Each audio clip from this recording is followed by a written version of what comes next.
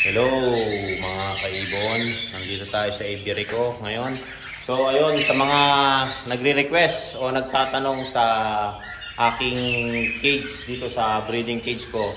So ito yung sukat niya mga kaibon.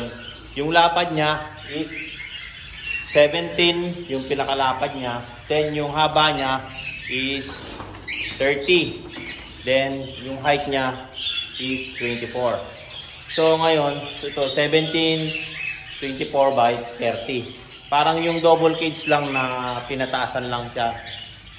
Kasi yung double cage mas mababa sa mga kaibon. So ayan mga kaibon. Then yung nest box ko naman is 12. Ay ito 10 by 10.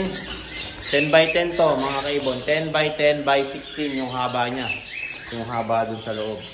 So, minakimize ko lang yung pinaka-spacing niya rito para makuha na yung space dito sa nest box. So, 10 by 10 by 16 yung haba niya mga kaibon. Yung height niya 10, yung lapad niya 10. So, sakto yan sa pasadyarin na cage. So, ayan mga kaibon. Sana nasagot ko yung mga nagtatanong sa akin kung ano yung breeding cage ko. So ayan mga kaibon, yung breeding cage, ulitin ko po, 17 by 24 by 30. Then yung nest box ko is 10 by 10 by 16. So ayan mga kaibon, don't forget to follow my Facebook page, Warren Palakpak Kaibon, at saka yung Facebook ko na Warren Palakpak Mr. Tigasin.